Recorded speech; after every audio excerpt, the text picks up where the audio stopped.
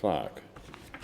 Government business order number 1, Joint Standing Committee on the National Broadband Network, review of the rollout of the National Broadband Network, first report, resumption of debate on the take note motion.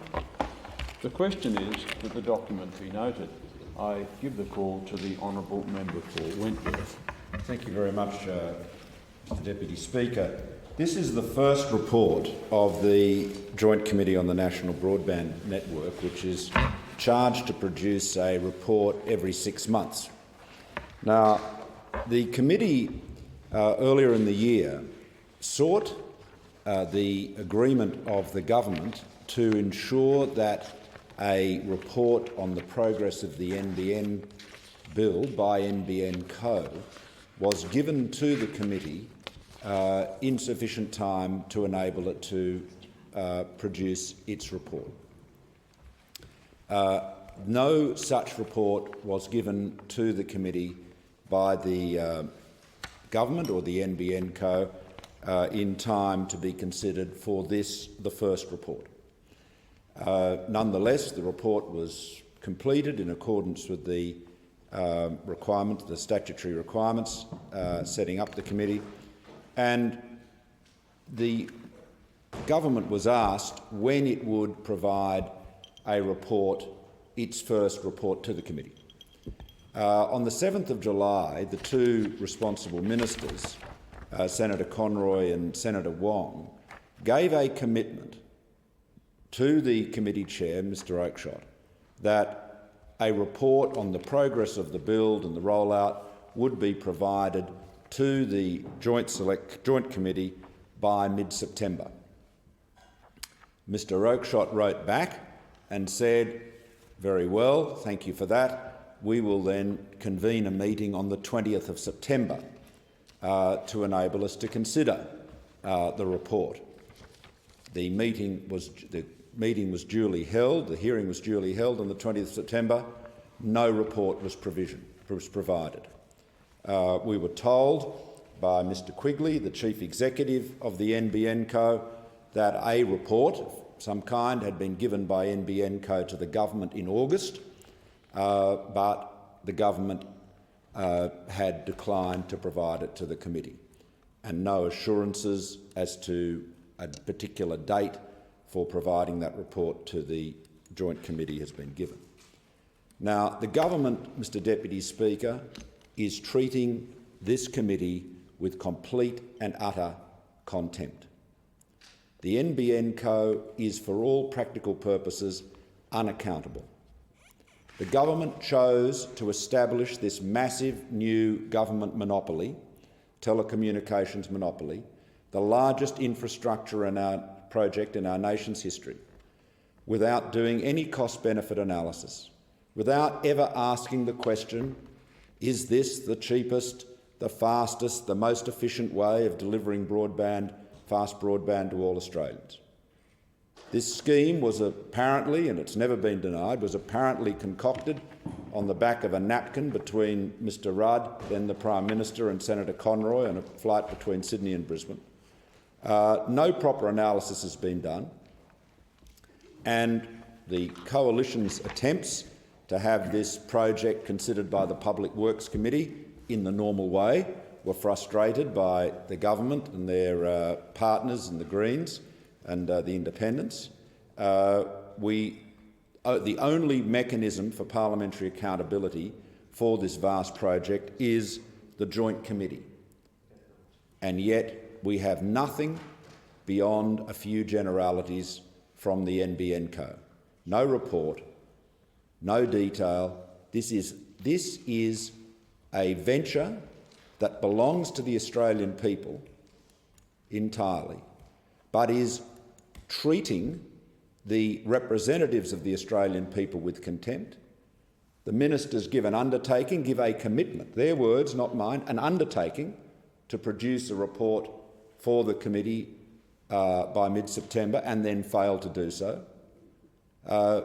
How can the committee do its work if the NBN Co is not able to tell us what is going on, if we're not able to get access to any reliable information on their activities? Now, one of these and other concerns have been raised, or concerns of this kind have been raised by the Coalition in this report. The report is, on any view, an inadequate document. It has to be an inadequate document because we have not been given the material to enable us to do a report on. We are being held in contempt by the government and the NBN code. One of the remarkable features of the government's arrogance in respect to this matter, and I may say, Mr Deputy Speaker, the NBN code's equal arrogance, is a refusal to recognise that the approach that they are taking is utterly unique in the world. There is no other country in the world where a government is spending so much money on broadband services. No other country in the world where a government is building a new telecommunications monopoly. No other country in the world, and this is the feature of this project that is absolutely staggering. No other country in the world where the government is using legislative power, financial power to eliminate competition with the network, the fibre to the home network they are building.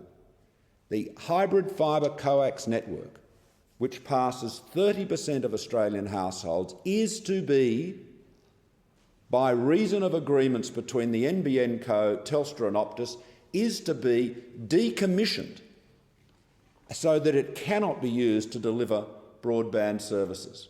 And the only justification for doing so is to protect, as we note in this report, the financial position of the NBN Co. At page 68 of the report, in the Coalition dissenting report, we note that the Treasurer, Mr Swan, and Senator Conroy explicitly conceded that this agreement to put the HFC network out of operation was designed to boost NBN Co's revenue and take-up. And they said the Optus agreement to migrate its HFC customers to the NBN and decommission its HFC network will provide greater certainty about NBN Co's revenues. That's what it's all about. Now, Mr Deputy Speaker, we need to be aware in this place that there is a very big debate going on around the world, in the telecommunications world, about the wisdom of fibre to the home rollouts. And around the world, telcos are starting to rethink the need for fibre to the home and questioning whether there is in fact the justification for doing so when there are cheaper and faster methods of delivering broadband upgrades, whether that is through fibre to the node, bringing the fibre further into the field so that the copper loop is sufficiently short to enable very high-speed bandwidth to be delivered, or by upgrading HFC networks, or indeed by the use of 4G wireless networks which are being rolled out now and which offer the promise of very high-speed bandwidth. And I refer now to a report, very recently published report, by one of the leading technology consulting firms in the world, Analysys Mason, literally last month. And they pose this question. They say, is fibre to the home really the end game?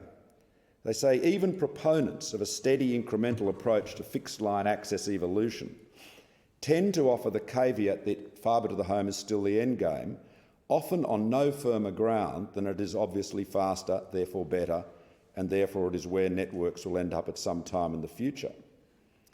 And they go on to say this deserves to be questioned. They note that the willingness to pay extra for more speed or capacity appears to have dwindled to more or less nil. In a competitive market, this means that additional access infrastructure capital expenditure has to be justified more often as a defensive spend, and return on investment increasingly depends on net ARPU, that is average revenue per customer or average revenue per user, above what it would dwindle to rather than the incremental ARPU. Investing in a zero-sum game market is less attractive than investing in one with real growth. And so what they're saying here is that increasingly the justification for doing fibre to the home is to defend yourself, if you're a telco, against competition from other methods of broadband access. Now, the problem with that is that the fastest competition in terms of deployment is LTE wireless. And they note here that speeds are being marketed of up to 100 megabits per second. Now, that puts wireless in a position, recognising its limitations, and we all understand it's a shared medium, but that puts wireless in a very competitive position. And the argument in favour of fixed line services of fibre to the home, of course, is that there is an insatiable, the proposition is that there is an insatiable demand for speed. But around the world, telcos, as this report notes, are not seeing that. And they note here that 2 years after launching high-speed access in the UK, Virgin Media reported that only 3% of its broadband subscribers took a 50 megabit per second service. And the universal experience seems to be that customers will not pay a material increment, a material premium for very high speeds. And when you look at the penetration of, say, 100 megabits per second services in this region, in Japan and Korea and in particular, almost invariably the 100 megabit per second product is being taken up because it is either the entry-level product or because it is priced at effectively the same price as the entry-level lower speed. And where you do have tiered pricing, and this is true in Korea in particular, where you have, say, a 50 megabit per second service and a 100 megabit per second service, which is, say, $4 or $5 a month more expensive, the 100 megabit per second service is only able to achieve about a 15% market share. And of course what that is telling us is that the applications that make these very high speeds useful or desirable are not there.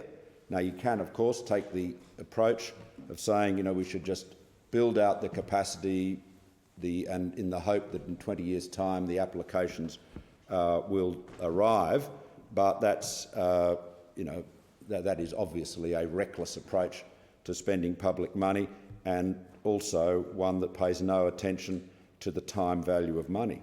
And so in this report, Analysis Mason note, they say the disproportionate spend on fibre to the home is highly problematic and may come to be seen as an inappropriate use of capital in the emerging competitive environment.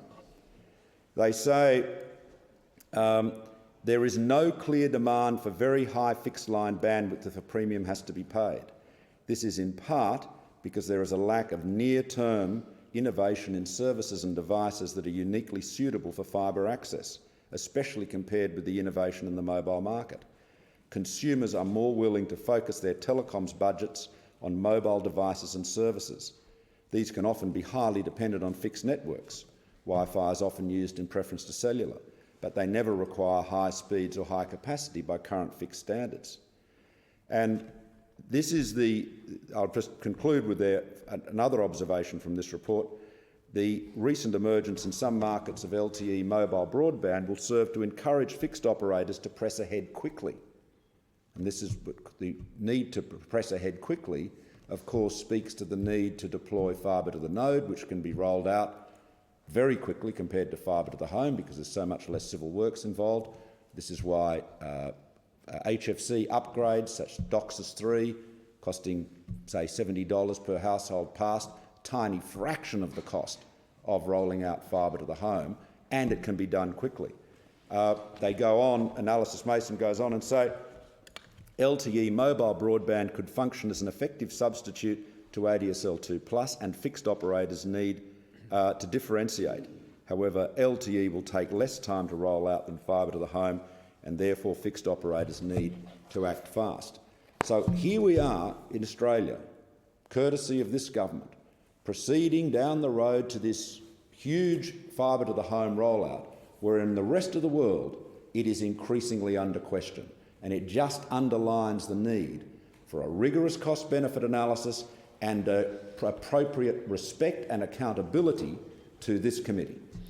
The honourable member's time has expired. The question before the chair is that the document be noted, and I now give the call to the honourable member for Greenway. Thank you, Mr Deputy Speaker. Well, I find it very interesting, and I believe the member for Chifley would agree with me, that the member for Wentworth accuses the committee of being treated with contempt when he has nothing but contempt for this project. And nothing in his comments that he just made would indicate anything otherwise. In fact, the sun wouldn't be coming up, it wouldn't be a proper day if we didn't have the member for Wentworth bagging it. So good to see that we're on business as usual. And as if to say, he talks about the committee not being provided with enough information he thinks to give a proper report. As if anything, irrespective of any other information, he would need a reason not to support this project, as if he would need another reason. His complete obsession with micromanagement of a project which, when they were in government, could not even deliver after 12 years and 20-something goes, is beyond the pale.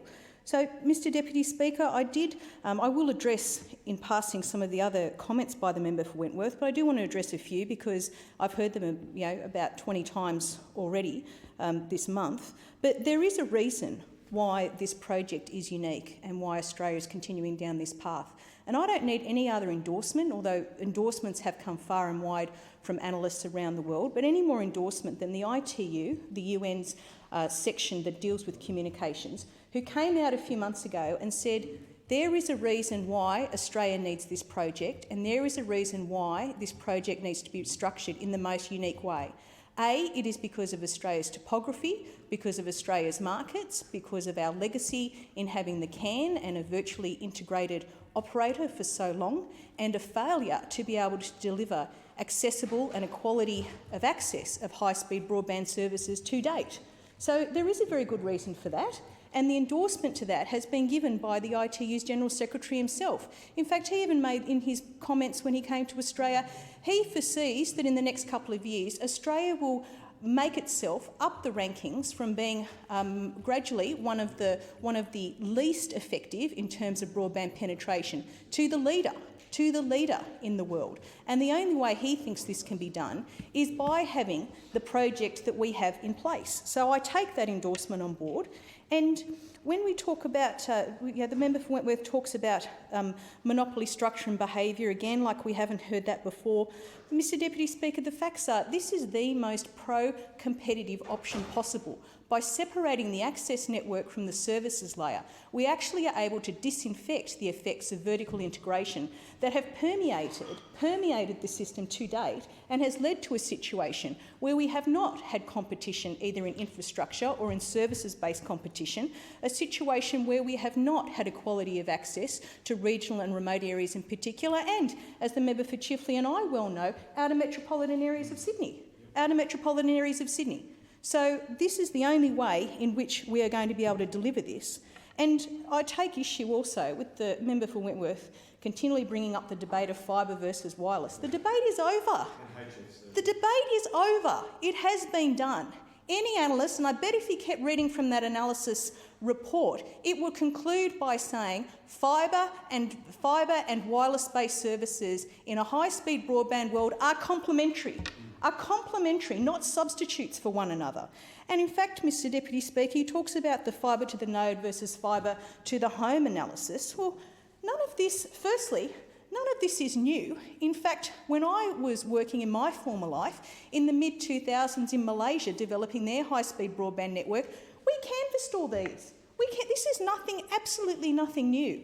But what is important and what we actually concluded in our analysis for the Malaysian regulator in rolling out, and I know has also been analysed in terms of other countries in our region which have done their rollouts, like Singapore and South Korea, is that you need to structure the most appropriate system of broadband access to the country in question. There is no question that given its size and scale and topography, the solution that is adopted in Singapore, in South Korea, in Japan and elsewhere is going to be different from Australia. So, Mr Deputy Speaker, I also take issue. I mean, finally, the member for Wentworth, I was startled that he finally has come to the realisation that spectrum is a shared resource and has technological limitations, but fibre is in fact the only technology-neutral platform that is available. Because once you have the infrastructure in place, nothing is faster than the speed of light, and B, whatever you would like to do using that infrastructure, be it through even wireless solutions, and that's why we have mobile operators welcoming the NBN, because they'll be able to fibre up their base stations even better thanks to the NBN. Not only do we have that, but secondly, we have the ability to actually be able to put the electronics on either end and be able to do whatever we like with that bandwidth. So, Mr Deputy Speaker, all these arguments, it wouldn't be, firstly, it wouldn't be a day without the member for Wentworth bagging the project, but secondly, it also wouldn't be a day without him being behind on the technology. And as the member for Chifley reminds me, he ran a very good dial-up company, so of course he knows more than the rest of us. Mr Deputy Speaker, I do want to take issue. Firstly, I support the recommendations that are in the report. The recommendations, the member for Wentworth, I think, touched 2 minutes on the actual report itself. But I do support the recommendations, and I want to single out a couple before I turn to the dissenting report. Firstly, the recommendation that government agencies take measure to ensure they're ready for the NBN rollout and to ensure appropriate government service delivery. This is a really important point, and it goes to something locally as well. I have a new estate, the Ponds, in my electorate, which, thanks to the foresight of the fibre mandate being on the ledger some time ago, has actually been developed with relatively good fibre rollout in that area, unlike other areas like Kellyville Ridge and I know Woodcroft in the member for Chifley's electorate. But in the last, the census that was taken, apparently the Ponds was, out of all of Australia, one of the highest users of the e-census option. So it goes to demonstrate that the power of governments and the importance of governments to be able to tap into the lives of everyday citizens and making jobs easier. It's not just about online payments, but it's about the whole interaction that we have with government. I mean, how many people would have been at home when the census collector came around? I know they came around twice to my place, and of course I wasn't home either time. We completed it online. So I think this is a very important point and a very strong recommendation that needs to be taken on board.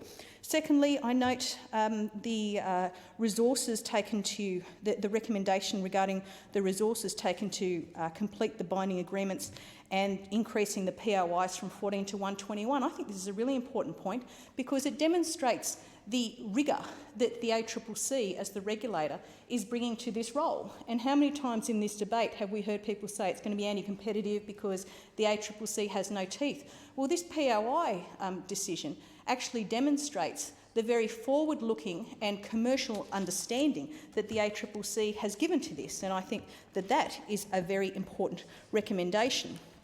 There is a recommendation that the NBN co-published timeframes for regional and remote areas, which is very important, and I note this was raised in the regional consultations that have been made to date.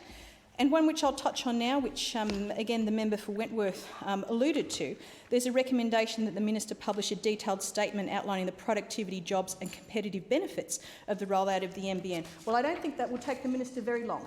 I don't think that will take him very long to do at all, because we have in the current debate, and it's important to put it in context, really important to put this in context, is that we've got a debate going on in parallel at the moment where the opposition wants to bring back some of the worst elements of work choices, including individual contracts, on the basis that they get told by people in their electorates that we need to increase productivity. Well, the way you increase productivity, and Google has done a very, very detailed study into the value of the internet to the Australian economy, and I will read the headline articles. Already, the digital economy, of which the NBN will be one of the key drivers, if not the key driver, at least in infrastructure, contributes $50 billion to our economy, or 3.6% of GDP. Now, if you want to talk about increasing GDP in this country, if you want to talk about productivity improvements, you don't do it by stripping away workers' entitlements. You do it smart. You do it smart by investing in ICT, because we know that this is where the highest productivity improvements come from and the most long-term benefits.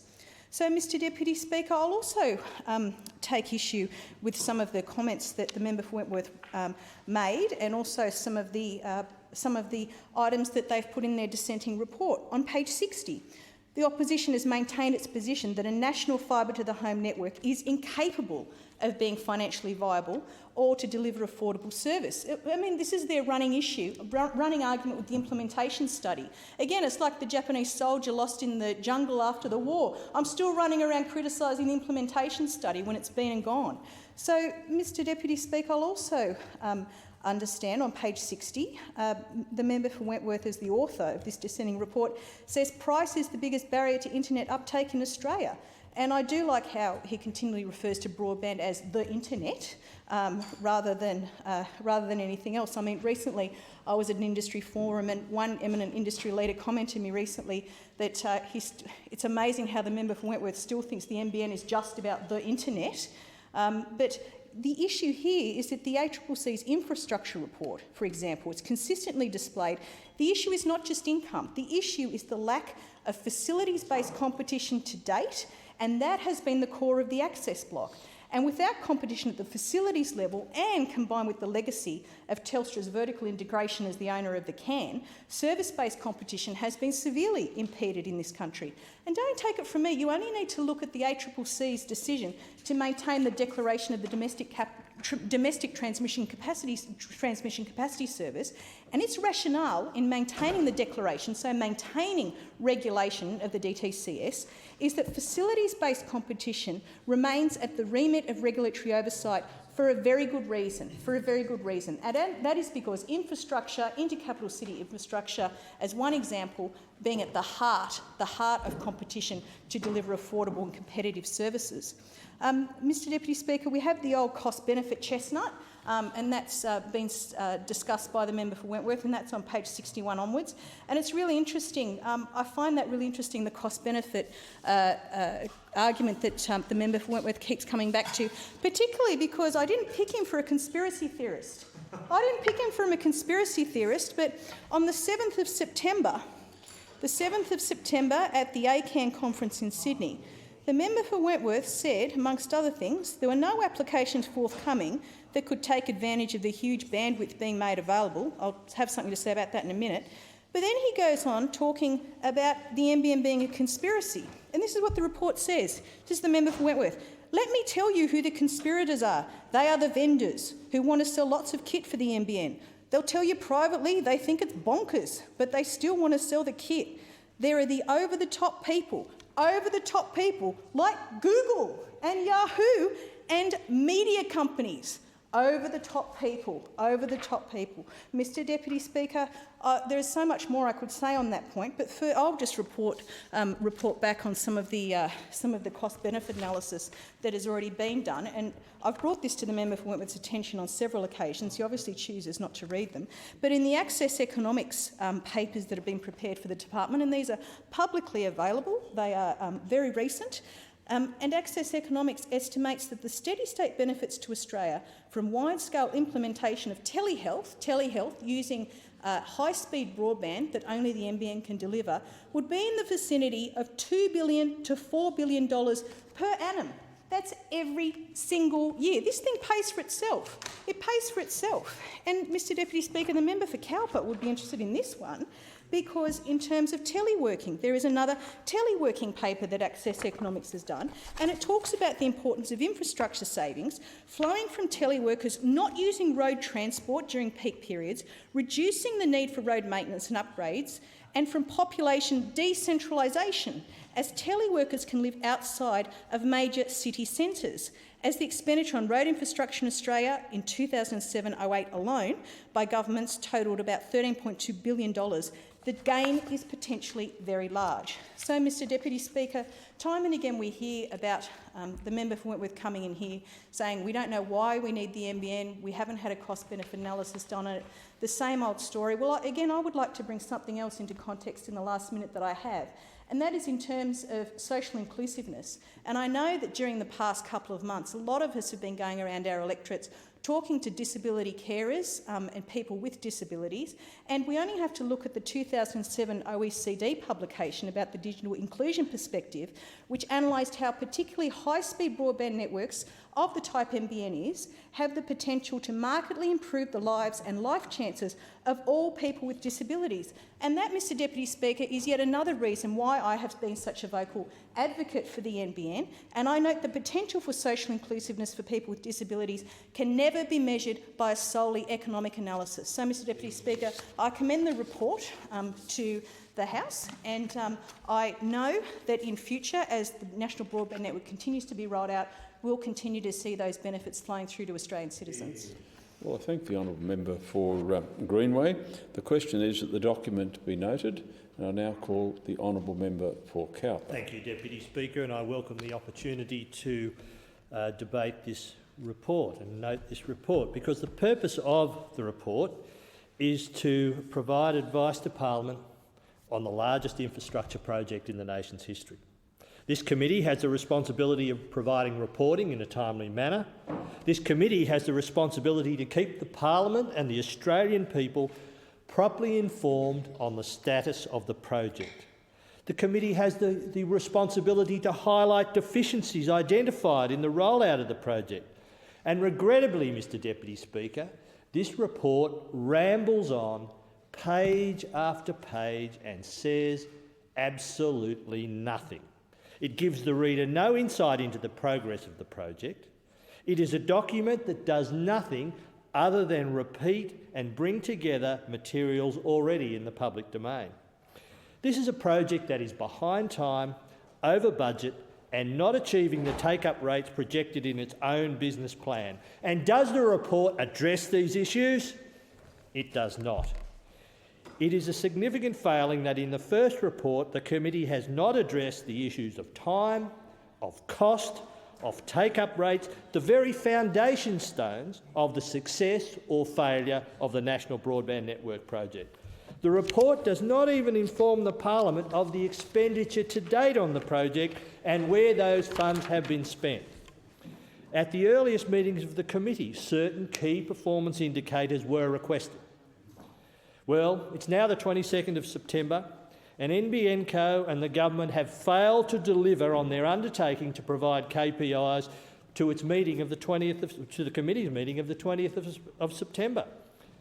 At the committee's meeting of the 16th of May, and I will quote the words from the report. It says, NBN Co stated that it was reviewing a number of KPIs with the NBN Co board. Then the committee at its meeting of the 5th of July, I'll quote again from that. It says, and I'll quote again, NBN Co indicated that it's been working closely with the government to develop KPIs, and when this process is complete, the government will consult with the committee.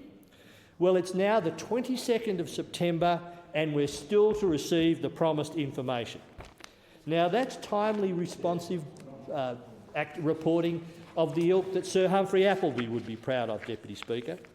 The largest infrastructure project in history, and the government and NBN Co can spend 6 months deciding what the KPIs might be. Well, it's little wonder that this is a project running behind time. It is reasonable to assume that the reason why the key performance indicators have not been provided is that this is a project that is failing. It is a project that is failing. On the 1st of April this year, we had the construction tender process collapsing and being abandoned. Tenders were massively over budget. We had 14 tenderers, all notable industry players who came up with a set of numbers vastly different from the project budget. And what can we conclude here? Was there collusion? Was there collusion between the 14 tenderers? Well, there was no ACCC investigation and apparently no evidence of that. Was the budget inadequate?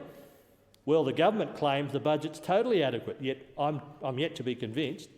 You have a tender process which was abandoned and a government claiming that the project is still within budget, yet we have not a word on this in this waffling report. And then along comes Silcar and everything is fixed and magically a deal is done within budget. You know, Deputy Speaker, I thought Christmas only came once a year. But there we had a tender process collapsing and miraculously, out of the blue on the white horse comes Silcar. And we have a joint venture between Siemens and Thiess which can allegedly deliver the project within budget. And I say allegedly because we just don't know. And there's nothing in this report that makes us any more confident. We don't know anything about this contract that's been let to Silcar.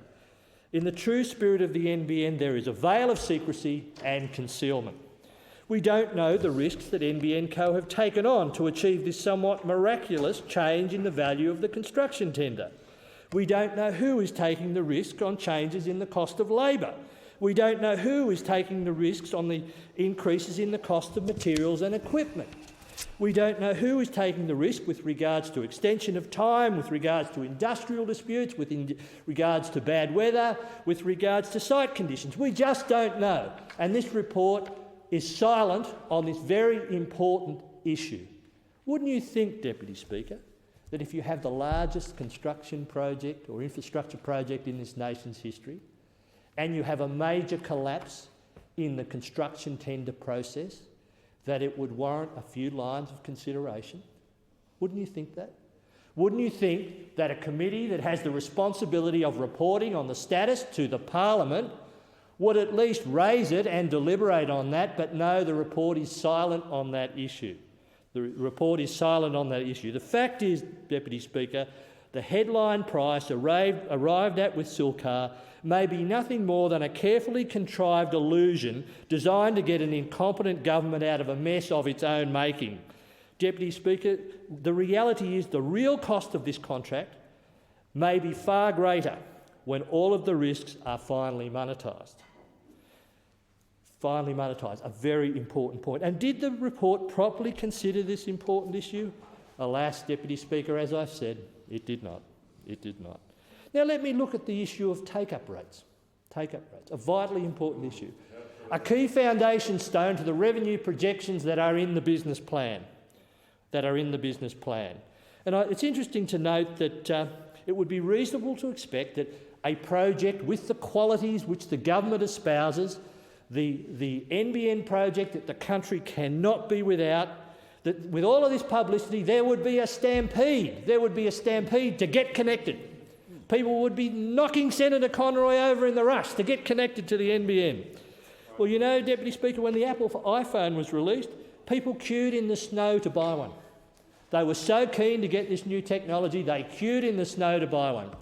Yet, alas, Senator Conroy is struggling to find a queue of people who want to connect to the NBN. He can't even find a queue. Thank you, Member for Maranoa. And when the first mainline site was connected in Armidale, it's interesting to note that there were less customers for the NBN than there were passengers on the Prime Minister's jet flying to the launch. We all remember the Magnificent Seven. Seven customers for the mainland launch of this new technology. And wouldn't you think that the current levels of take-up rates, the slow rate of take-up in Tasmania, the slow rate of take-up at the mainland sites, would be sending alarm bells to the government and NBN co-management? Wouldn't you think that?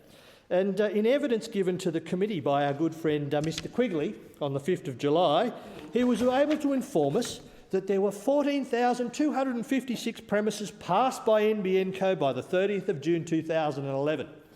Not 14,257, not 14,255, but exactly 14,256 premises passed. Not connected, passed.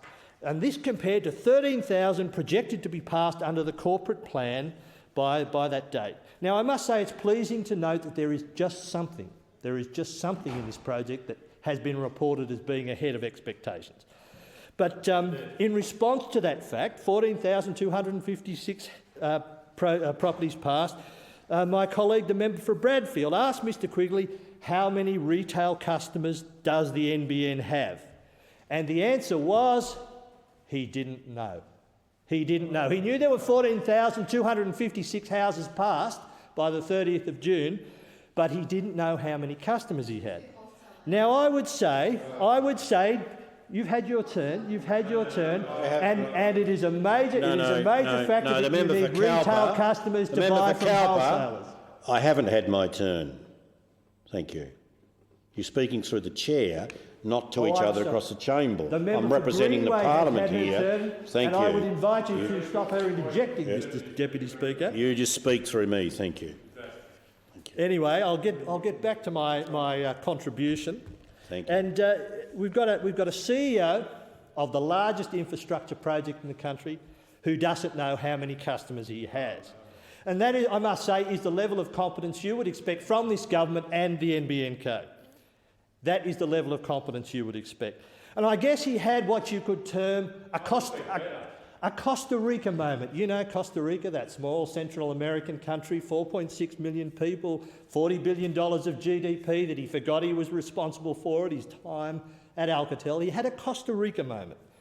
And I must say that I did anticipate that he could have such a Costa Rica moment. So prior to the committee meeting, I got my advisor to ring NBN and ask a very probing question. He rang NBN head office and he asked, could you tell me how many customers you have? And the answer came back, I don't know. I don't know. So not to be put off by this minor setback, he then said, could you put me on to someone who can tell me how many customers you have? And the person on the end of the phone not only didn't know how many customers they had, but had no idea of who in NBN Co head office was responsible for knowing how many customers they had. No idea of how many customers. So you have the CEO, you have NBN Co head office not even knowing how many customers they have, and that's management control. And that's management control. And we have no advice in this report.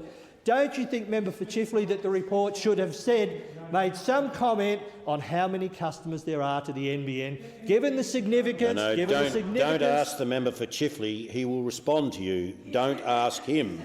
Speak through the chair. I said Member for Chifley. Well, you've invited him and he will report, and I don't want him to, so thank you. No, you're not. I'm sure he isn't, Deputy Just Speaker. continue. I'm sure he isn't. But, Deputy Speaker, we have a situation where the report didn't even countenance the fact that the take-up rate was abysmal, that the CEO didn't know how many customers he had, that it displayed a lack of incompetence which is almost incomprehensible. Incomprehensible, Deputy Speaker. It is of great concern. It is of great concern. We have a report that remains mute on the very issues of concern about which this parliament should be informed. We have a report that is about as relevant to this parliament as a travel log of Sardinia. I mean, really, Deputy Speaker, if it's an item of importance, it is not referred to in the report. If it is an item of gratuitous waffle, it is there page after page after page. It serves little purpose to repeat the information and the documentation that is available in the public domain. That is not the role of the committee. The role of this committee is to report in a timely way on those matters that are of importance to the parliament. And the matters that are of importance are the timing of the project, the cost of the project, the impact of the take-up rates on the revenue projections of the project, so that parliament can know and the people of Australia can know how this project is progressing. We don't want hundreds of pages of gratuitous waffle. Deputy Speaker, this is a report that fails to provide any meaningful information. This is a report that fails every test. It fails every test. Every test in relation to providing meaningful and timely information on a project that is in fact the largest infrastructure project in this country's history. We have a government and the CEO of NBN Co attempting to deceive the Australian people with regards to the status of this project. We have a report that assists them in that deception and concealment. This report fails the test sadly, Deputy Speaker. The Parliament deserves timely and relevant information. Despite the best efforts of the coalition members in relation to the minority report, this report in fact falls far short of what is required for a project of this size. Thank you, Deputy Speaker. Good. Thank you for your contribution. The question is that the document be noted. The member for Petrie. Thank you, Mr Deputy Speaker, and I certainly appreciate the opportunity to follow the member for Cowper in speaking to this report. It is of no surprise at all that the opposition members would get up and criticise this report. It is no surprise at all, Mr Deputy Speaker, that the opposition would put in a dissenting report. I think the member for Greenway, Mr Deputy Speaker, put it very succinctly today when she followed the member for Wentworth. The fact is that the opposition are fundamentally opposed to this policy reform. So it is unfortunate that a committee of this nature, with the important role that it has set out before it, could not operate in a bipartisan way. But the reality is, when you have members who are sitting on this committee whose sole intention is to ensure that this reform does not go ahead, to spend all of their time questioning witnesses about, but isn't there another course we can follow? Going outside of the terms of reference, not looking at whether NBN Co and the government are fulfilling the commitment it made to the Australian people, which the Australian people fully embraced, but instead trying to say, but that's not what we need. And we heard it from the member for Wentworth today, and I didn't catch all of the speech, but I am not surprised that the few seconds I caught talked about fibre to the node. Once again. And the fact is that we are not, as a committee, investigating whether there are other options to fibre to the premise. Our responsibility as a committee is to look at what the government committed to deliver in announcing the rollout of the NBN and the establishment of NBN Co, and make sure that we are fulfilling the commitment we've made to the Australian people. In fact, what the committee's responsibility is, Mr Deputy Speaker, is to report every 6 months to this parliament, commencing from the 31st of August 2001 until the NBN is complete and operational. The committee shall provide progress reports to both houses of parliament and to shareholder ministers on the rollout of the NBN in relation to the government's objective for the NBN Co Limited to connect 93% of Australian homes, schools and businesses with fibre to the premises technology, providing broadband speeds of up to 100 megabits per second with a minimum fibre coverage obligation of 90% of Australian premises, and service all remaining premises by a combination of next-generation fixed wireless and satellite technologies, providing peak speeds of at least 12 megabits per second, the achievement of take-up targets, including premises passed and covered and services activated, as set out in NBN Co's corporate plan released on the 20th December 2010, as revised from time to time, network rollout performance, including service levels and faults, the effectiveness of NBN Co in meeting its obligations as set out in its stakeholder charter, the NBN Co's strategy for engaging with consumers and handling complaints, and any other matter pertaining to the NBN rollout that the committee considers relevant. This is the terms of reference of this committee, not what those on the other side want it to be. They're running off on tangents all the time just to prove that they've got another idea. Their idea is not as good. It won't deliver the speeds that the NBN Co will, but it's cheaper. That's their entire policy. It's not as good, but hey, it's cheaper. That's their selling point. Well, I can tell the member for Cowper who says, and he uses the analogy of people lining up outside the doors of Apple wanting an iPhone or an iPad, and people aren't lining up at Stephen Conroy's door. Can I advise the member for Cowper that people are wanting the NBN? People are banging down our doors saying it cannot happen soon enough. It's a shame that the member for Cowper wasn't at the inspections in Broken Hill, because he would have heard the evidence from the council and from many other witnesses saying we can't have it soon enough. That's what everyone's saying. We know it's great. We can't have it soon enough. And the fact is, Cowper, Mr Deputy Speaker... Just wait one moment. Please, the member for Cowper, there's courtesy in this place and you know it. You don't need to shout, okay? and you've made your point, so please let the other speakers speak. Thank you. Mr Deputy Speaker, the NBN is so popular that the member for Brisbane is complaining that her electorate is not getting it in the second stage. In fact, she has come out, the member for Brisbane has come out complaining that her previous constituents, the member of Petrie, are getting it, complaining about the people who would have for 11 years complained to the then member for Petrie about the poor access to fast broadband. I hear it every day. I heard it as a candidate in 2006 when the member for Brisbane was the member for Petrie. I heard it for 2007, 8, 9, 10, 11. They continue to tell me about the black spots and the huge problems with broadband access. But we have the member for Brisbane who has stood up in this place, who has made statements outside of this place and said how unhappy she is that her constituents aren't getting it soon enough, and how unhappy she is that her past constituents are. And I find that amazing that a member who represented the people of Petrie for over 11 years is now complaining that they're finally getting what they deserve, which is fast broadband.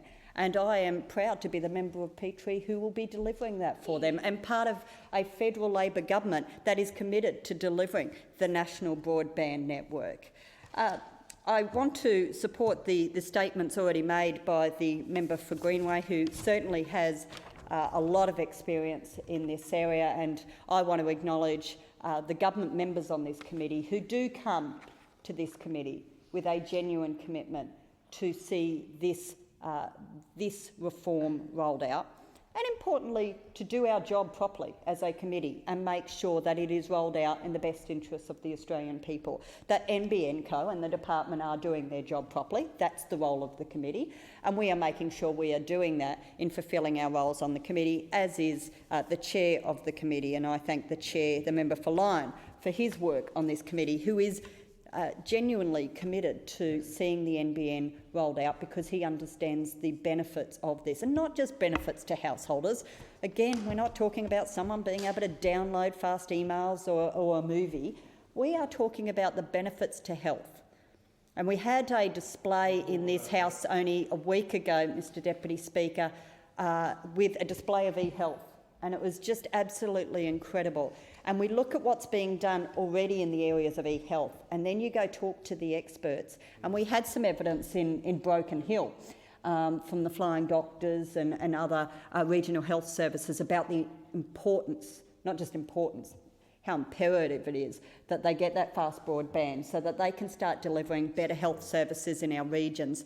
Those people who have got to try to travel thousands of kilometres to see specialists and get assistance and be away from their home and their family for lengthy periods of time, who could be getting assistance in their hometowns, in their homes even, with the technology that, and the ability that comes with fast broadband, with education.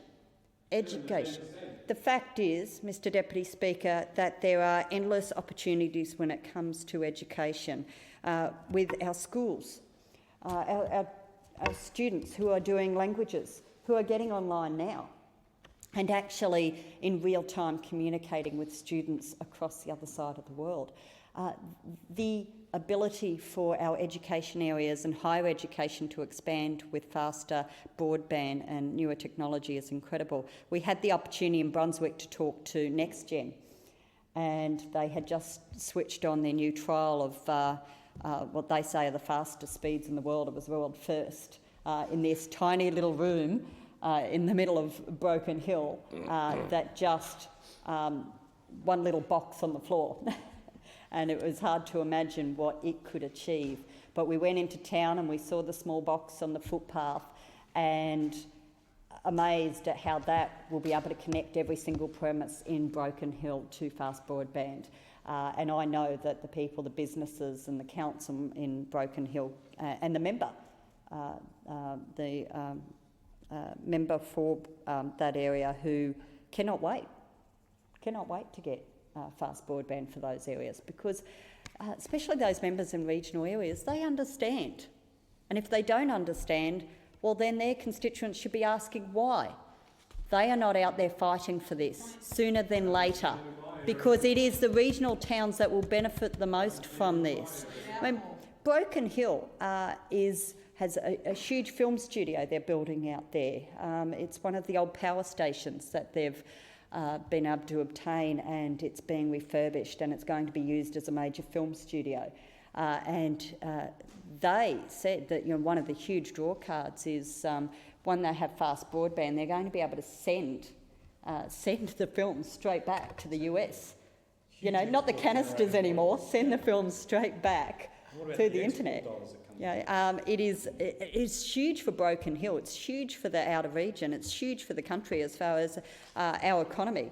And the opposition just do not get it. They do not understand what this is all about. There is no doubt, Mr Deputy Speaker, that there were issues that have come out of the submissions and the evidence that we've heard from witnesses with the committee. The thing that jumps out at me the most is the need to improve communication and information, especially out into those regional and rural areas. There's still a lot of a lack of information about the benefits, how it will be rolled out, what are the stages, and I know this information will be coming in the future as far as future plans and timeframes. But we need to be going out and talking to them about the benefits and how it would work, who's going to get the fibre to the premises, who's going to get wireless, even though we've been talking about it and we know, basically it's been what towns and what outer regions will get the wireless, which will get the satellite. You've actually got to go into these towns and actually be talking to them about it to make sure that they've got the correct information. We heard in the evidence from a representative, a person who's involved in School of the Air, and Mr Deputy Speaker, the School of the Air had concern that their service would actually decrease as a consequence of the interim satellite. In fact, in the evidence before the committee just this week, we've been able to clarify with NBN Co that in fact that understanding of School of the Air is incorrect. And in fact, they're not even on that satellite system that's going to be changed over. So there'll be no impact on them at all. But it's about getting the correct information out there. I had the opportunity to go out to Brunswick. And can I say it was really unfortunate that there was not one member of the opposition who came out to do those inspections with us. But it was we talked to representatives from Telstra and NBN Co who are working in partnership, and they had a Telstra small substation there. We went into this building that currently operates all the copper lines, and we saw the rows of copper and leads going everywhere, and they said to us, well, this massive row of tangled wires basically covers about 16,000 households. Then they brought us over to these rows of cupboards. Now, there was only 2 cupboards that had little boxes in them, and they said, this will cover 29,000 homes. And they showed us out on the street, how this is connected to the individual premises. And it was explained to us by both the NBN Co and the Telstra representatives that with copper it can be damaged. It can be damaged simply by floods, by excessive water. The fact is, when it comes to fibre, the only way to damage that is to actually cut it. And they said even if the fibre to the premises cut, within half an hour they can have that up and running again. I mean, there is huge benefits that come from this. Mr Deputy Speaker, the committee has made the decision to change its reporting cycle. Mr Deputy Speaker, and just finishing off, the committee has made the decision to change its reporting cycle so that we will be reporting again at the end of this parliamentary session, so there will be 2 reports handed down this year. This will be important because we will be getting the report from NBN Co that sets out the key areas that the terms of reference address, and we will be able to be reporting to this parliament about those key milestones that we've been talking about. This is an exciting and extremely important reform for this country. I'm pleased to be Deputy Chair of this committee. I thank the committee members who are genuinely committed to seeing this policy reform rolled out in the best interests of this nation, and it is my pleasure, Mr Deputy Speaker, to support this report. Good. Thank you for your contribution. The question is that the document be noted, and may I ask members, I'm the first to enjoy an exchange, but can I say to members, if they really seriously want to make a statement, you do have the right to intervene. So why don't you do it formally and with courtesy? Okay? Good. The member for Maranoa. Thank you, Deputy Speaker, and I will certainly take your comments into mind. And also, when I occupy that chair, when I see occupiers like yourself in the chamber, that was a very good principle. I noticed the member for Petrie is leaving, the deputy chair of this committee is leaving the chamber, and that's a disappointment, because she spoke of issues that I have to confront in an electorate, which is a rural and remote electorate extending from just west of Brisbane all the way to the Northern Territory border. She spoke about the benefits to health, e-health, Royal Flying Doctor Service, distance education, and in those communities, I'll be with those communities this time next week, looking at this very issue with many of those communities, including the issue of the rollout of digital television, which is an absolute disgrace by this government, ignoring the wishes and the concerns of those communities in remote parts of Australia, those small communities that are being offered a digital-only service, satellite-only service, when they've had a rebroadcast in analogue for years and years, and it's the rebroadcast that they want, not a satellite on the private homes. There is a very real issue there that we cannot get this minister to listen to, and I hope he will listen to those at the local government conference, which will be held in the Gold Coast in 2 weeks' time, because I know there's a real concern amongst those remote communities that this government is not listening to the concerns, whether it's the digital television rollout or whether it's the optic fibre high-speed internet rollout. Can I say that I'm not opposed to high-speed internet? I've been driving this agenda on our side of the House almost since I came here, because I know the benefits of communication. It's that vital link to trade, to opportunity, to education, to health. What we are opposed to in this side of the House is the model and the transparency of what is being proposed under NBN. We heard the member for Cowper very eloquently talk about this. And what we want are answers. I mean, after all, there's a commitment to roll out something like $50 billion in this major infrastructure project. Well, surely it should be transparent that the community, that the people, the taxpayers of Australia, in other words, the shareholders of NBN Co, should be entitled to know some of the rollout propositions and the sort of take-up that is occurring as it is rolled out, because we acknowledge it's a massive investment, but it should at least be subject to a cost-benefit analysis and transparency so that the taxpayers of Australia can understand and judge for themselves whether this is a good business model or it's a flawed business model. And any business would be doing a due diligence, a feasibility in relation to a proposition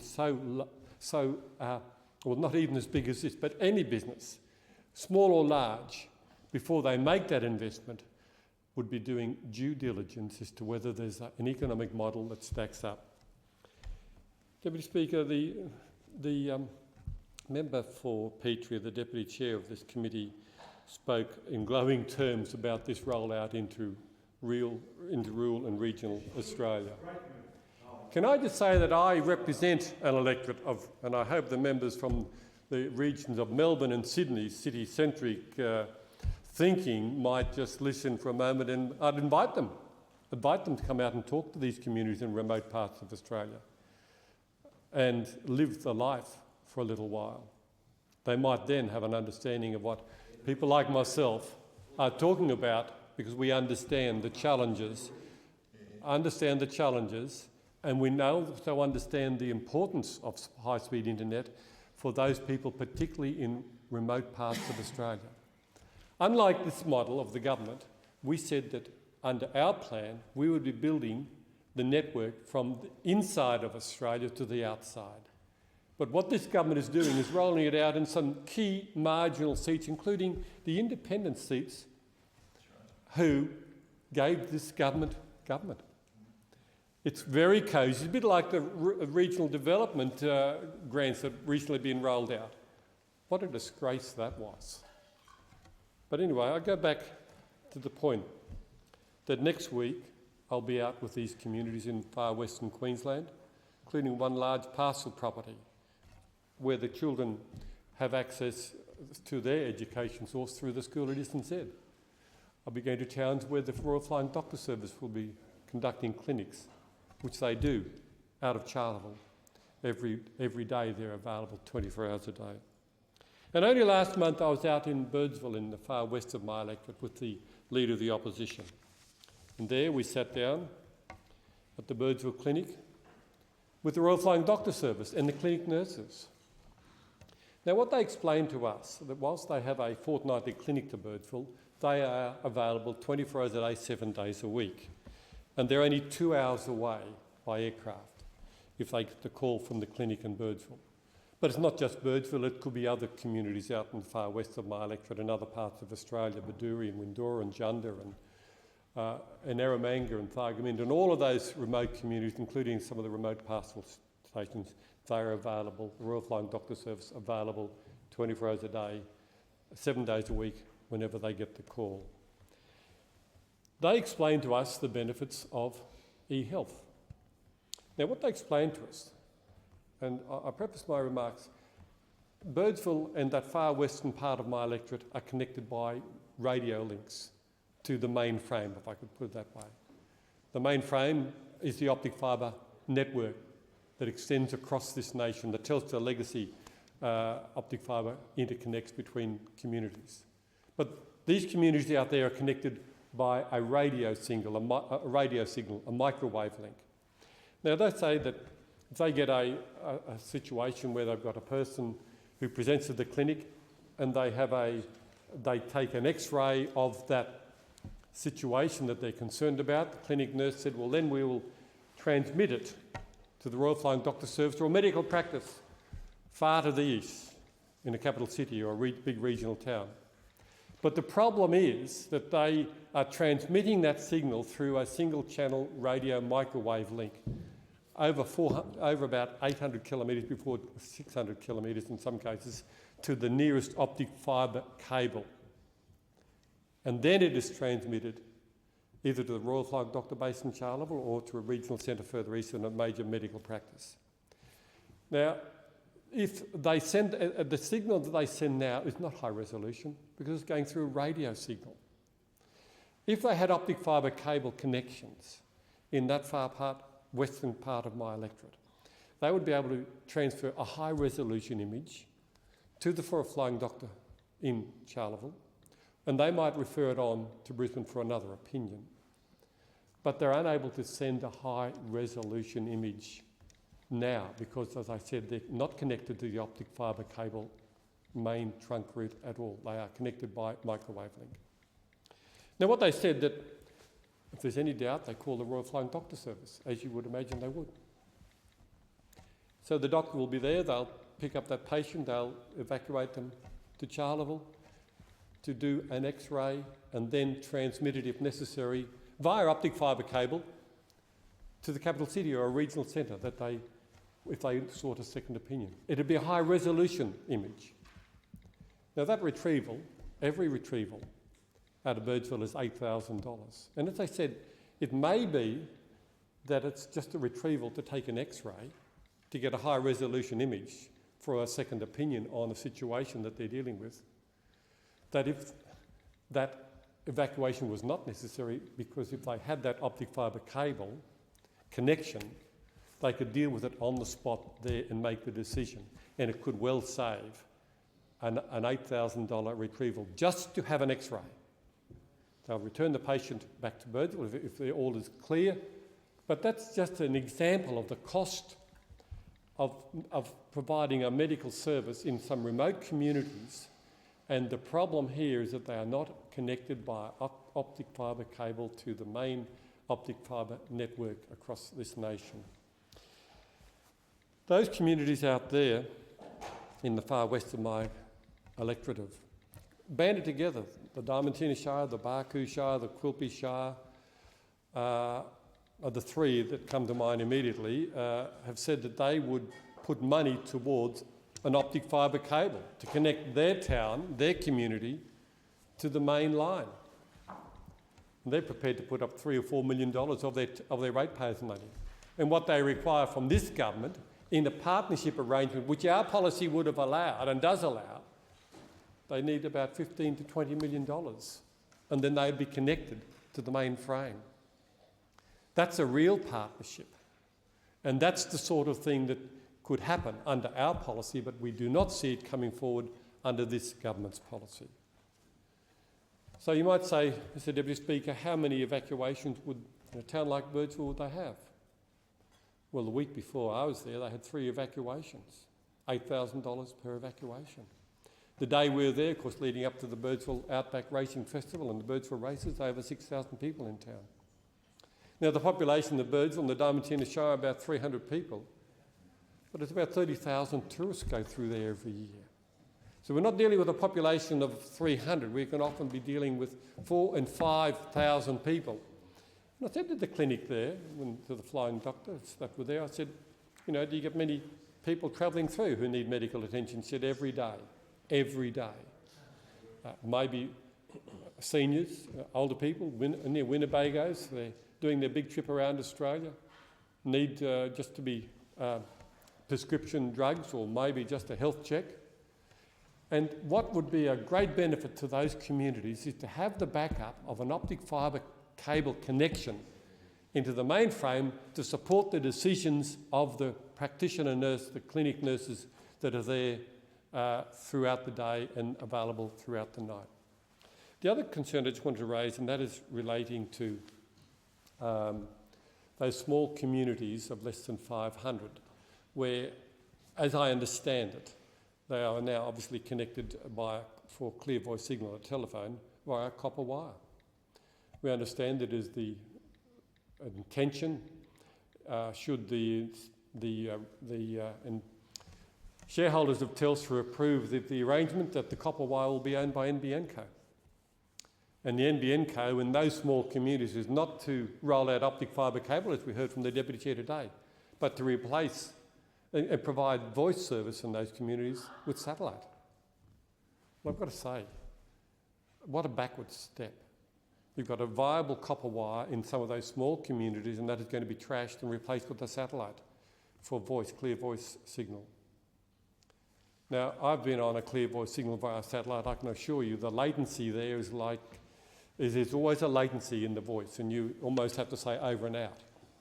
Now, maybe satellite technology will improve over time, but I urge the government not to scrap the copper wire in those communities. And I just want to say something as well in relation to the optic fibre cable rollout to the premises. I heard the Deputy Chair of the committee say that copper wire can be destroyed. Well, a lot of that copper wire has been out there for more than 100 years. It's still got life in it. I noticed the member for Chifley said, well, you know, optic fibre cable will not be affected by floods. The only disconnect will be if it's cut. Can I just say, if you have a power failure in your area and you are connected by optic fibre cable, you will be off the air unless you have power and able to power up the signal that's coming via the optic fibre cable. Because optic fibre, glass in other words, does not carry current. Copper does. And that is why people will need, when they're connected to the optic fibre cable only, they'll need a battery backup. For when the power goes down, they'll need to have batteries and make sure that they remain fully charged. So this notion that optic fibre cable cannot be destroyed and won't go down is wrong. If you get blackouts, and what happens in big floods when the power's cut out? We've seen it in the massive floods recently. If you lose your power under an optic fibre only solution to your home, you haven't got connection. Unless you've got a battery backup. No, unless you've got a battery backup, because you're going to trash the copper wire. No, I'm not. No, you're not. I respect you, Mr Deputy Speaker. So, and I respect your intervention. Can I say that the Coalition has a very real plan to not only address these issues in remote Australia and build partnerships with third parties, such as the one I've described in Western Queensland with the Diamantina and Barcoo Shires, to roll out optic fibre cable. Order. Member for Marinara will take his seat. The member for Melbourne Ports, on a point of order or an intervention? An intervention. An intervention. As the honourable member seeking he is, will you allow a question? Yes, I will. Thank you. When the earthquake in Christchurch happened, when there are other natural disasters of that magnitude around the world, are copper wire and telephonic communications interrupted as well? Look, I can't answer that directly in relation to Christchurch, but what I do understand, and I've been to Outreach in London, which is the British Telecom's division of the rollout of broadband, if I can put it that way, in the UK, and they showed me that you clearly need a battery backup to power your system if you are connected only to optic fibre cable. But I can't say. So that's a battery. You need a separate power source within the premises to make sure that you remain connected regardless of what might happen out in the community. Look, thanks, Member for Maranoa, for your contribution. The question is that the document be noted. The member for Chifley. Thanks, Mr Deputy Speaker. I have heard it all in this place. The National Party talking against the NBN. The National Party talking about the connection of their regions to modern high-speed telecommunications and broadband infrastructure, and they're talking against it. I might as well stand here or sit here and listen to them bagging out farmers, because everything else expands into the pale. I cannot simply believe that a National Party member who has a chance to connect his or her communities to the modern world would say this is a bad thing and spend most of their time bagging it out. It is beyond the pale. And while we do stand here, I just want to ask a simple question. What type of committee was similarly brought together under any time of the Howard government? Any time where it had an oversight? None, as the Melbourne for Ports rightly indicates. Why? Because in the 19 times that they had this opportunity to fix this up, they were unable to do it, and they were unable to provide any oversight whatsoever. We have here in the nation's parliament a joint committee brought together of both senators and members, many of which I'm proud to say are serving the country well on this committee. The member for Greenway, my colleague who is here, the deputy chair, the member for Petrie, and I, even though I have deep differences on a policy level with him, the member for Bradfield, who brings a lot to bear. But having said that, that is where I have to depart, because a lot of them, even though they know well what is required to be done, they work their hardest to frustrate the need to do something that escaped them 19 times. And the Deputy Chair, the member for Petrie, reflected very positively on the work of the member for Lyne, the Chair of the committee, who tries to ensure both sides of the debate are accommodated through the work of this committee. But at some point, something's got to give when you've got effectively Luddites on the other side. We have been open and accountable and been met with nothing but frustration, basically with a phalanx of technological Luddites who've got who are lacking any vision or the benefit of any ability to be able to contribute to this debate. Remember, these are the people who keep arguing to us we needed to have a cost-benefit analysis on the NBN. Now, in 19 times that they tried, they clearly, through the number of times they attempted to get this right, knew there was a need there. They knew there was a benefit that would come from upgrading our network to ensure that everyone could get access to broadband. They tried it 19 times. Now they're calling for a demonstration of benefit when they knew full well that it was there and it needed to be done. They call for cost benefit, but we never had that on their $10 billion water plan that the member for Wentworth was advocating. We never had it on Adelaide to Darwin Railway, the plans that they put forward at the tail end of the Howard government. Not at any time did they provide cost benefit, but they keep arguing about cost benefit in this place simply because it will frustrate the process of doing something that they failed to do. And when people in the know outline the benefit the absolute startling benefit of what this network will do, what the internet has provided. The member for Greenway pointed to the Deloitte Access Economics report, and I was very grateful that she did. That report itself talks about $27 billion of productivity benefit generated for business and government because it's improved the way they have worked by getting access to the internet. $27 billion. What was the opposition's response?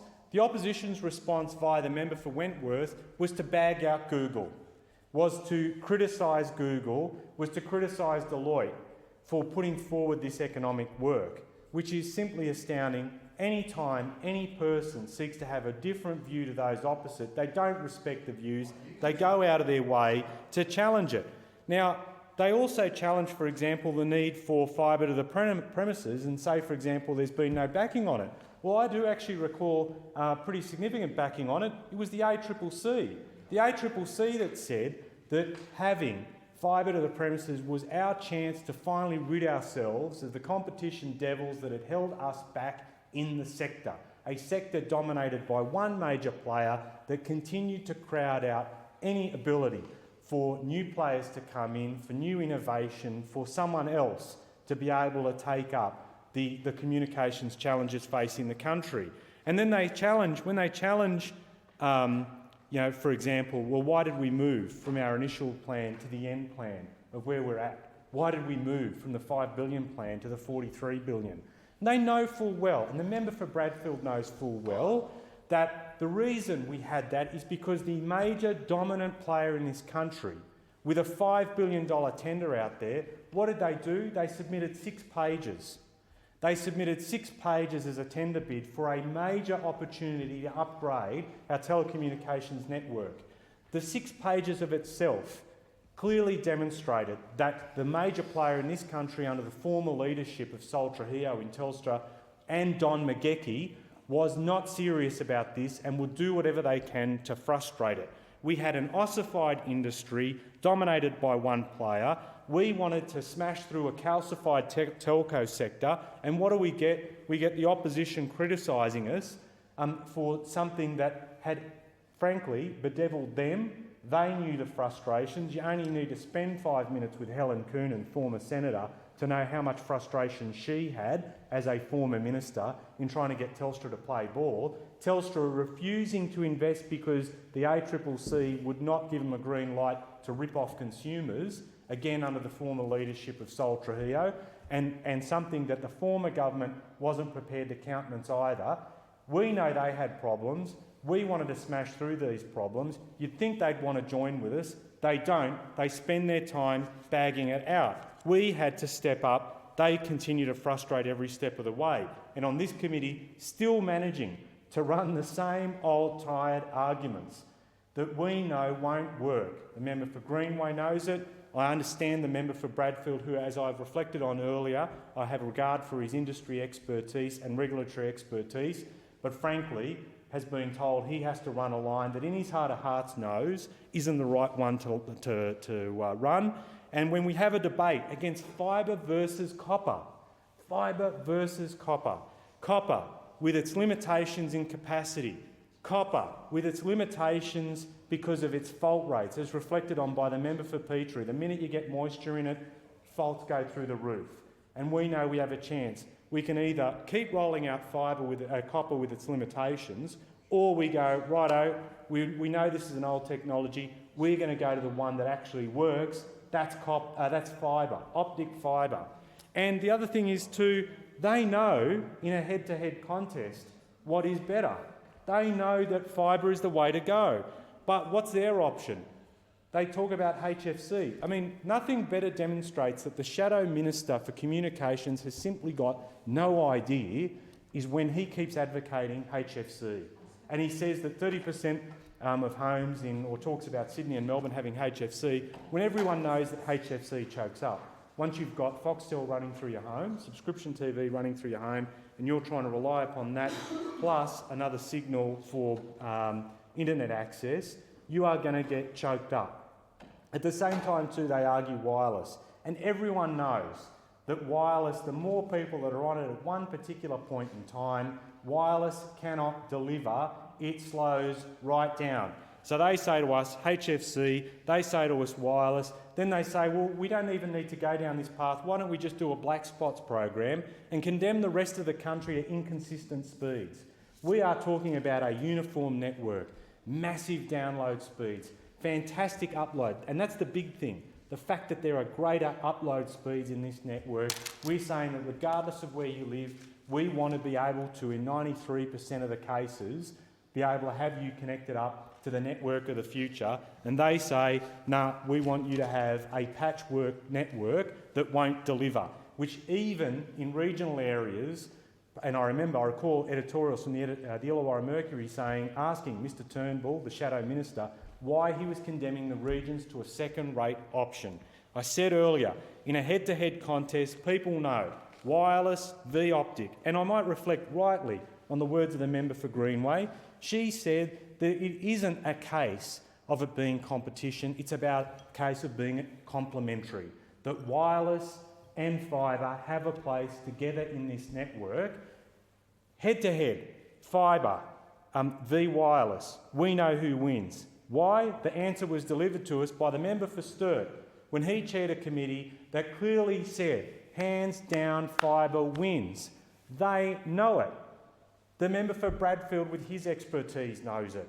The people that have, the people, like I said, that I'm joined with on this committee, the member for Greenway, people in the know it. They still argue that we have to go down this path. Now, I think, frankly, we're expecting too much of the opposition. I mean, when the member for Cowper says the NBN can't tell us numbers, I think we're expecting too much from a bloke who should know that the NBN's a wholesale network and it doesn't necessarily keep the retail numbers because the RSPs do.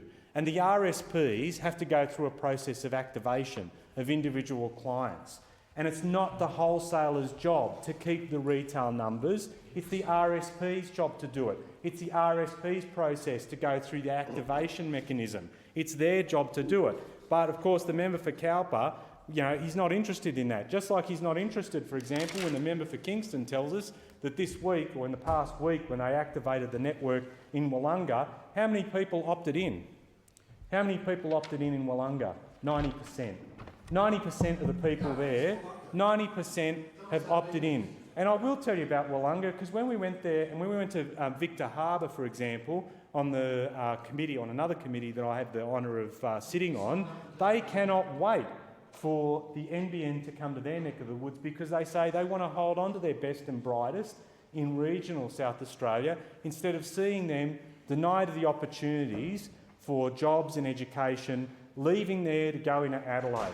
They want to be able to hold on to their best and brightest in regional areas.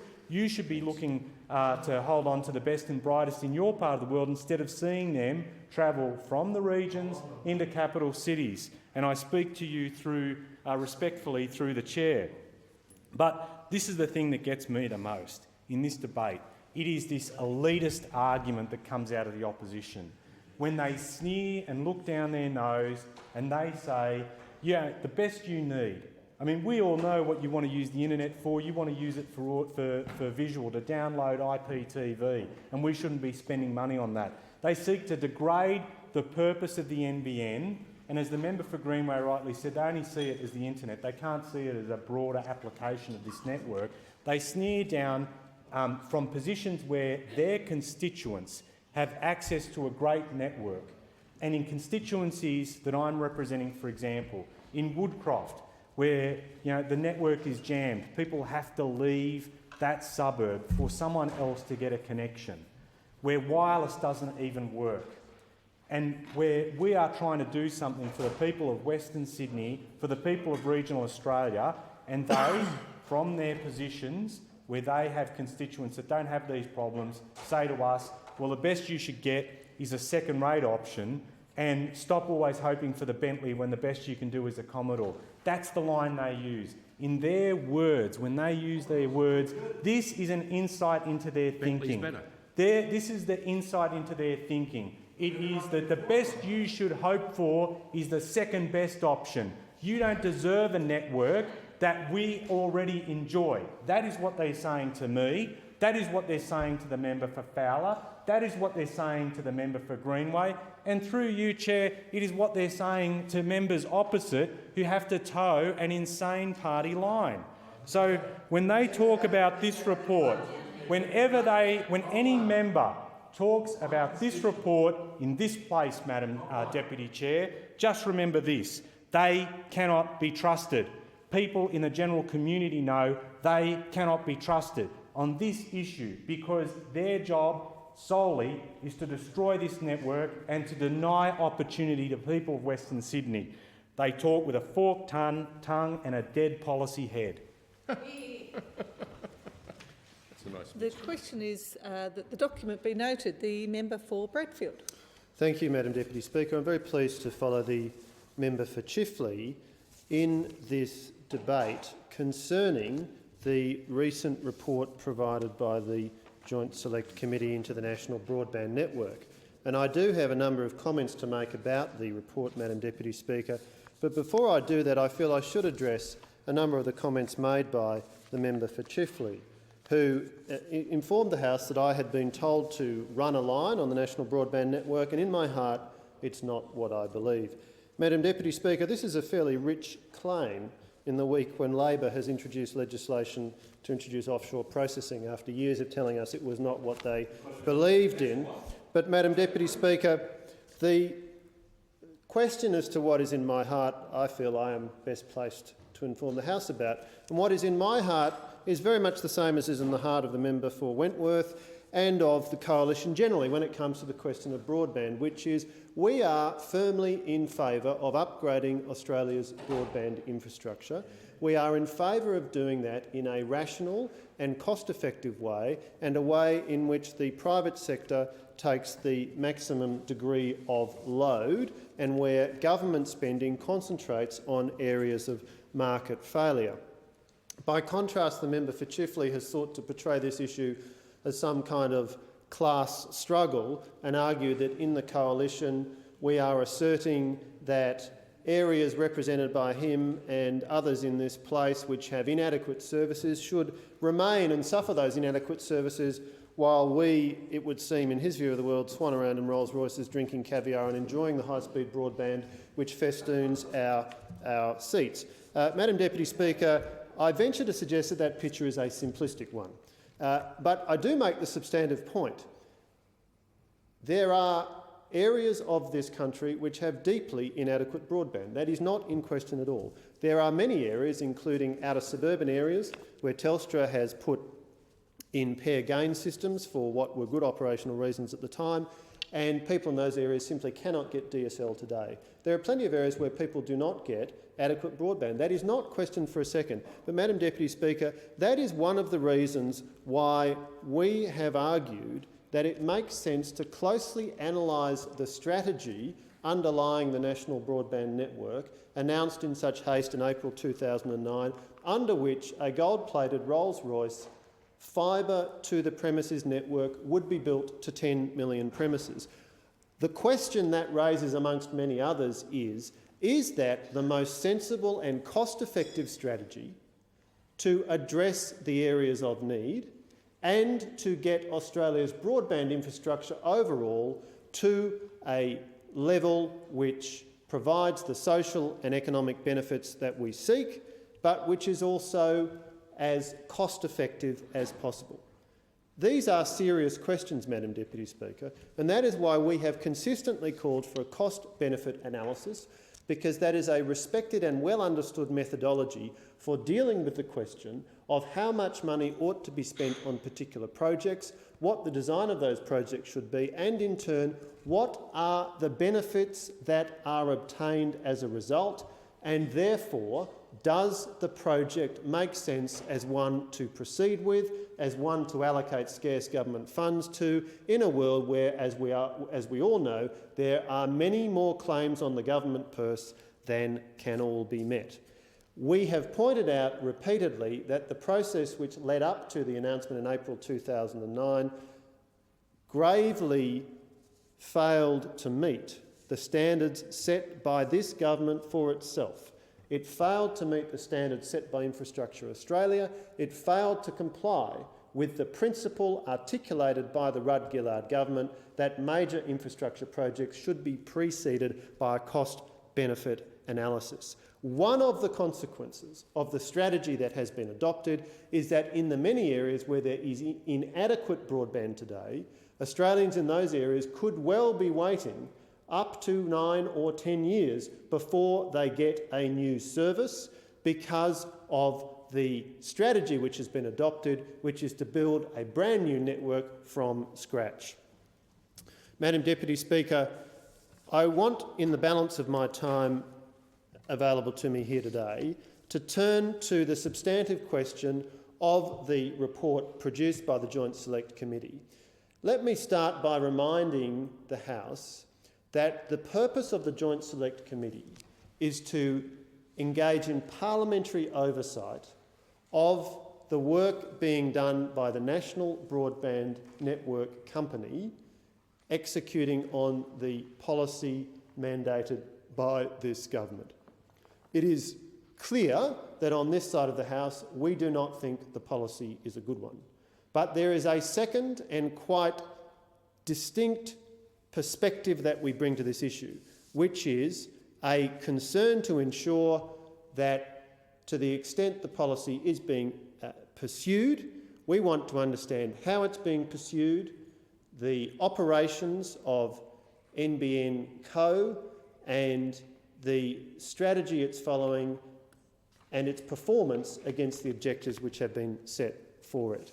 More importantly, that is what the Parliament wants the committee to be doing. That is why the Parliament has established this select committee, this joint select committee, so that NBN Co can be subject to proper scrutiny, bearing in mind, as we are repeatedly told, this is the largest infrastructure project in Australia's history, and also bearing in mind that notwithstanding the various assertions and promises that were made at various stages of the long and convoluted broadband policy debate, all of the money that is being spent on this massively expensive project is coming from taxpayers. Not 1 cent is coming from the private sector, despite the fact that Labor took a policy to the 2007 election which involved a joint venture between government and the private sector, with private sector paying at least 50%, despite the fact that when the April 2009 announcement was made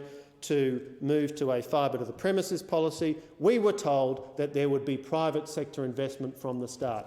None of that has happened, and the substantive reason is that the advice the government received from McKinsey and KPMG when they produced the implementation report at the cost of $25 million, the advice that the government received could be paraphrased as follows: the private sector would not touch this with a barge pole. This is a very bad investment. Now, that is not of itself, Madam Deputy Speaker, I would readily agree, the same question as to whether it would pass a cost-benefit analysis. It is certainly true that when you do a cost-benefit analysis, you take account of benefits which may not be captured by the company that builds the network. But it certainly raises the very obvious question: if the private sector thinks this is such a disastrously bad investment, why on earth are we not at least going through the exercise of weighing up, of quantifying those benefits and assessing them compared to the costs? Let me therefore come back to the question of whether the committee is working effectively as an oversight mechanism of this enormously expensive project. I have to report with regret that the committee is not working very effectively. We have had an unsatisfactory and an uncooperative attitude from the National Broadband Network Company and from the government. We saw that at the committee's hearing on Tuesday night. The committee had asked, through its chairman, that regular key performance indicators be provided. A letter was sent to the chairman by the Minister for Finance and the Minister for Broadband Communications and the Digital Economy, jointly signed, noting that these key performance indicators would not be available until mid-September.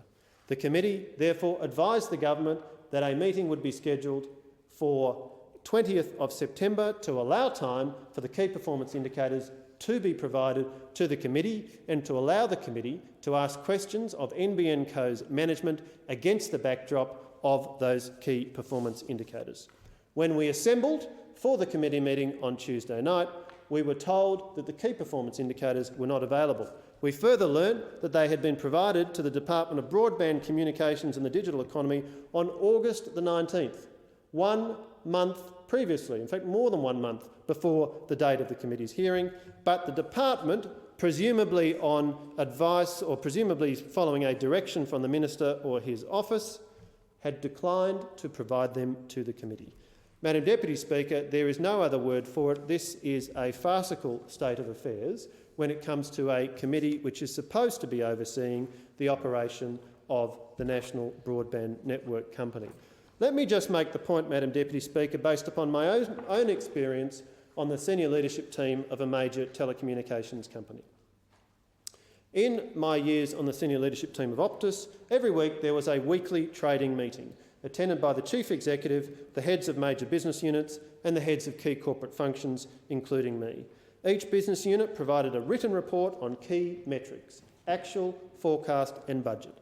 Metrics such as sales performance by week and cumulatively, new connections and new cancellations, churn, average revenue per user, acquisition costs and customer service metrics such as call answer rates and abandonment rates. This data also went to the board on a monthly basis. This is the basics of running a telecommunications company. I have no doubt that Mr Quigley has such data when it comes to the National Broadband Network Company, or at least an analogous version of the data having regard to the fact that NBN is a wholesale and not a retail operator. It would be a very straightforward exercise to provide a report on key performance indicators to the committee, and it is deeply disappointing that the government has failed to facilitate the provision of that information. It is unclear where the responsibility lies between the government and NBN Co, but it is just an extraordinary proposition that with several months' notice this information was not provided. Let me note, secondly, Madam Deputy Speaker, a failure in this report to engage with any of the competition issues which arise when it comes to the National Broadband Network. The member for Chifley spoke about the fact that Telstra was subject to price regulation by the ACCC to prevent it from using its market power to gouge customers. Madam Deputy Speaker, the NBN Co is similarly to be subject to such regulation. It's required to lodge a special access undertaking with the ACCC to obtain approval for the wholesale prices it is going to charge. In the documents lodged by the NBN company with the ACCC, it has proposed that for services other than the entry-level service, it will be allowed to increase its prices by CPI plus 5% each year for a period of more than 20 years. Madam Deputy Speaker, when you do the maths, when you work out the compound rate of growth that represents, if you plug in an inflation rate of 2% or 3%, you get to an enormous multiple, an enormous price increases permitted. This is a very important issue, Madam Deputy Speaker. One of the challenges with this market structure is that we are establishing a new monopoly. The government is taking active steps to shut down services on other networks such as the Telstra network and the Optus network, and indeed the government has legislated to prevent other companies building new networks and being permitted to operate high-speed services over those networks. This is frankly an extraordinary way in which to deal with the issue of telecommunications competition. And two very well-respected international economists, Joshua Gans and Jerry Hausman, the latter a professor at MIT, Massachusetts Institute of Technology, have made a submission to the ACCC in relation to these matters and have very strongly criticised the policy model which is being pursued by this government as dangerous to competition. Madam Deputy Speaker, it is troubling indeed that the report which has been provided is silent on this point. The third point I wish to raise very briefly is that there is a very confusing discussion about private equity on paragraph 2.101 of the report. I think this means equity to be obtained from the private sector. The committee is in no position to make any progress in investigating this because the Act, the National Broadband Network Companies Act, section 45, explicitly says that only the Commonwealth may hold shares in NBN Co, and all of the paid-up share capital must be held by the Commonwealth. There is no scope for private equity, and it's somewhat mystifying why the committee thinks that this matter is worth pursuing. Madam Deputy Speaker, this is a report which is a testament to a poor policy, an anti-competitive policy, and a policy which does not is not demonstrating the degree of scrutiny the government says it is committed to. The member's time has expired. Does the member seek to speak on this or the next item? Can you just clarify? Next item. The member for Fowler. Mr. Speaker, I move the debate be adjourned. The motion is that the debate be adjourned. All those in agreement say aye. Those against no. Declare the motion carried. The clerk